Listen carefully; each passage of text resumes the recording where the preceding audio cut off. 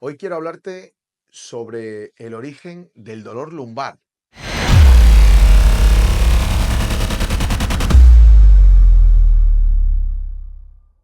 Y dirás, wow, hay un montón de causas diferentes sobre el dolor lumbar y demás. Claro, es cierto, hay muchas causas, pero ¿qué tipo de dolor lumbar, qué tipo de lesión lumbar es la más habitual que vemos en consulta? ¿Cuál sería ese punto más fuerte en común que tienen todos los pacientes? Pues te lo cuento. Mira, es muy sencillo. Eh, lo más importante cuando tienes un dolor lumbar y te va a llamar la atención es que no te fijes en la zona lumbar y dirás, wow, vengo a verte porque tengo un dolor lumbar, porque me han diagnosticado 2 hernias discales lumbares y tú me dices que no mira la zona lumbar. Totalmente. Y te voy a explicar por qué. La mayor parte, y cuando te hablo de la mayor parte, no te sé decir una estadística exacta, pero te podría decir casi que más del 80% de los dolores lumbares que vemos en consulta vienen originados por descompensaciones en tus piernas. Y dirás, ¿en las piernas? Si a mí las piernas no me duelen, o como mucho a alguno el dolor le bajará un poco por la pierna. A mí un gemelo no me duele, a mí un cuádriceps no me duele, a mí una rodilla no me duele. Claro, pero tienes que entender cómo funciona el cuerpo. Y te lo explico para que lo sepas y lo tengas en cuenta a la hora de gestionar tu dolor, gestionar tu lesión de lumbar. Lo más importante es que entiendas que cuando tú pasas, por ejemplo, muchas horas en una postura repetida, independientemente sea sentado, independientemente sea de pie, tu tejido muscular se adapta a pasar muchas horas en esa posición. Pero claro, en esa posición no trabajan todos los músculos de tu cuerpo por igual, lógicamente, en ninguna posición. Todos los músculos trabajan en equilibrio, repartiéndose todo entre ellos, ¿no? Entonces, cuando tú trabajas en esa posición tanto tiempo, por ejemplo, vamos a poner, como estoy yo ahora, sentado en una oficina, que es muy común. ¿Qué musculatura trabaja aquí? Bueno, pues si hablamos de musculatura estabilizadora, pues debes tener una fuerza estabilizadora en caderas aceptable, en zona abdominal aceptable y en musculatura estabilizadora escapular aceptable para que no acabes totalmente caído. Ese puede ser uno de los puntos débiles de la gran mayoría de personas. ¿Por qué? Porque mucha gente no trabaja esa fuerza estabilizadora para mantener ese cuerpo en esa posición. Pero el problema es que tampoco se soluciona en aquellos que van al gimnasio, porque tenemos muchos pacientes que van al gimnasio 3, 4 o 5 días por semana y vienen con la misma lesión que el que no pisa al gimnasio.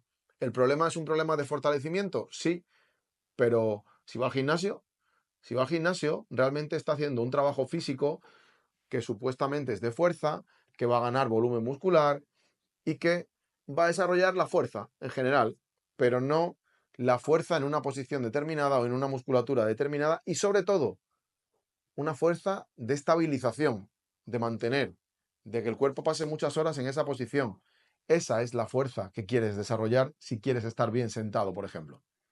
Segundo caso que nos encontramos, entendiendo que la persona tenga fuerza, ¿cuál es lo siguiente? Lo siguiente es que al estar sentado mantienes en la misma posición mucho tiempo a tus isquiotibiales, a tus cuádriceps, que son la musculatura anterior y posterior del muslo, y también, por ejemplo, tus gemelos.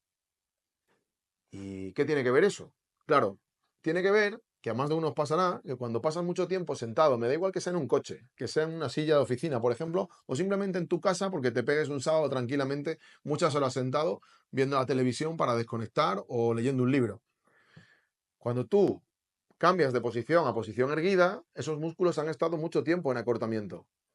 Y cuando tú te pones de pie, a muchos de vosotros os pasará que los primeros pasos hasta que arrancáis parece que os cuesta poneros erguidos. Pues tu cuerpo te está avisando de que ese tejido está acortándose. Y cuando se acorta un tejido, ¿qué ocurre? Que la compresión entre articulaciones, perdón, entre los huesos de las articulaciones se aumenta.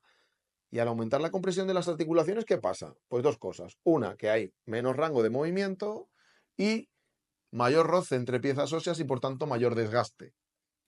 Por todo ese motivo que te estoy explicando, o esos motivos, tienes que poner el foco cuando tengas una lesión lumbar en descartar antes todo lo demás.